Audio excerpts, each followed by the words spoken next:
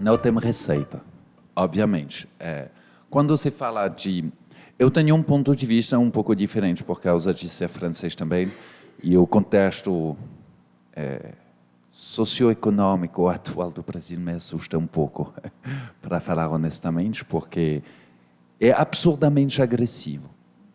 Eu concordo plenamente. Dá para sentir que a falta de diálogo, que todo mundo grita, um tem razão, o outro... Enfim, é um pouco complicado entender isso. E quando você traz diversidade,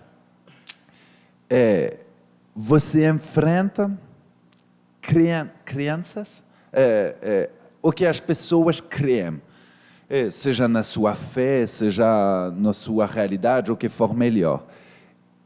E tem que entender as dores do público com quem você está tentando falar. Voltando à metodologia, se você está tentando favorecer diversidade no âmbito profissional, eu gosto muito desse exemplo, que é aquela pequenina escultura que elas colocaram em frente do touro lá para Wall Street, falando, olha, diversidade de mulheres nas empresas traz mais lucro. Isso foi uma fala muito aberta, comunicação para quem é financeiro, que só olha para a planilha, que eu acredito muda bastante a perspectiva das pessoas sobre diversidade. Então, não tem uma receita para falar de diversidade. Você tem que entender, para falar de diversidade, qual é o objetivo da sua fala, com quem você quer mexer.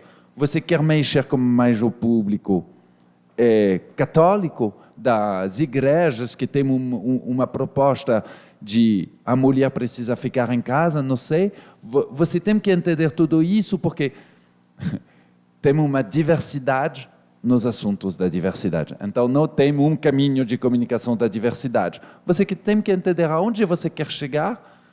Isso é mais a estratégia de comunicação, algumas dicas para entender como é que eu vou tentar mexer com as cabeças, com a atenção dessas pessoas, seja o grande público, seja o público financeiro, seja as instituições, e lá você vai depois estabelecer uma estratégia de comunicação para fazer sentido para essas pessoas. Então, eu acredito que é só um caso de aplico de o que nós acabamos de falar quase a noite toda sobre essas necessidades de comunicação e, voltando à tecnologia, tecnologia traz escala.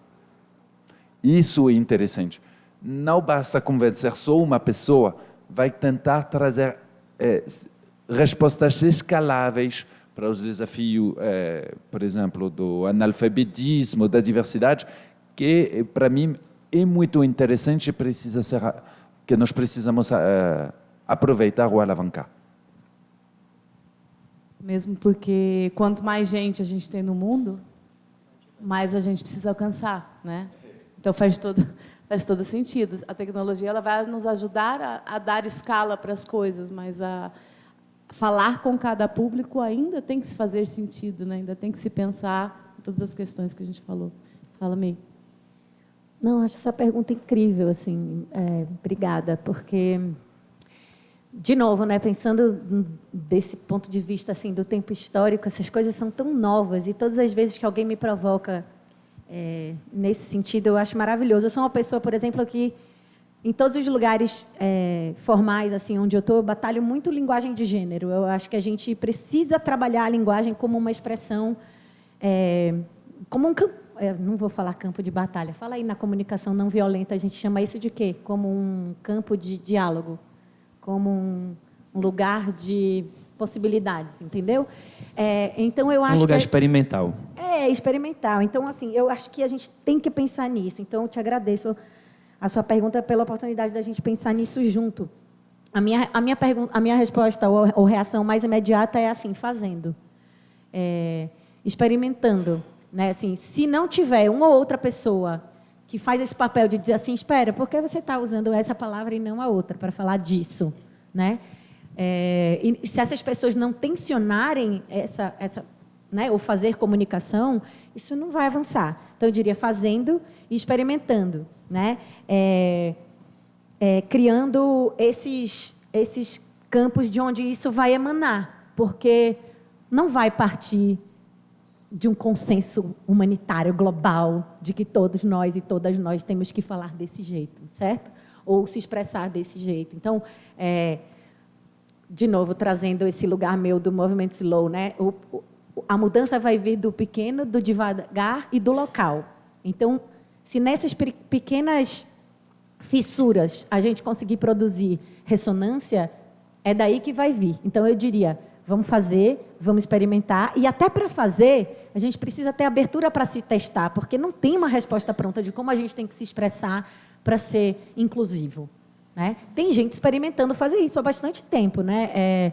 Tem até uma organização, eu fiquei tentando lembrar o nome, acho que é a Escola de Gente, eles trabalham com comunicação inclusiva, que não necessariamente é comunicação para a diversidade, mas, por exemplo, a ABGLT também tem um manual de comunicação da diversidade. Tem experiências, né? Então, eu acho que fazendo, porque eu acho que, de novo, né, a comunicação ela é espelho da realidade. A gente vai para aquele dilema Tostines, que eu não sei o quão geracional é isso. Quem tem menos de 40 não sabe o que é o dilema Tostines, né? Vende mais porque é fresquinho, ou é fresquinho porque vende mais. Que é isso, assim, a comunicação é assim porque a sociedade é assim, ou a sociedade é assim porque a gente comunica desse jeito, ou a gente comunica desse jeito e aí a gente reforça as estruturas sociais. O que vem primeiro, né? As mudanças culturais, elas requerem paciência, persistência e experiência, né? Assim, fazer. Então, eu diria, vamos começar a fazer. Quer complementar, Ed? Rapidinho. Só uma abordagem que eu daria é outra, diferente, e a gente faz isso muito em cursos. A origem do pré-conceito, não preconceito, é pré-conceito.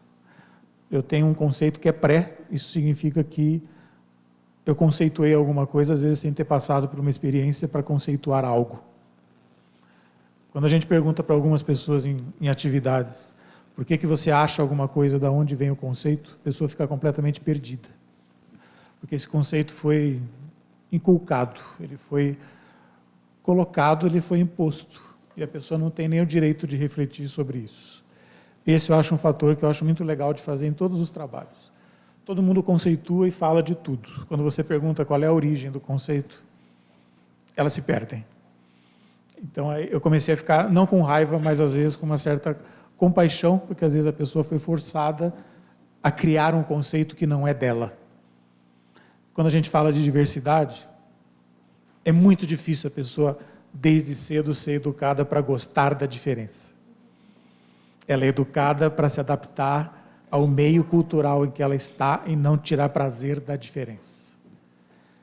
A diferença é riquíssima. Quanto menos a pessoa tem esse prazer pela diferença, mais limitada ela se torna. Acho que mudar essa ideia de fazer da diferença o prazer para enriquecer a mim, ao outro e ao ambiente que eu estou. Mas se não tivesse processo antes de a pessoa saber de onde vem, o porquê que ela tem esse preconceito tão forte, eu acho que não adianta nada chegar a impor alguma coisa. Eu faço muito isso na prática, para ir lá no fundo, e a pessoa ter a possibilidade de falar perdão, a tal da vulnerabilidade. Eu achava alguma coisa, mas eu não tinha certeza, muito menos de onde vinha isso. E aí a gente briga com o ego, briga com a história, briga com a cultura, briga com tudo que é contra a diferença.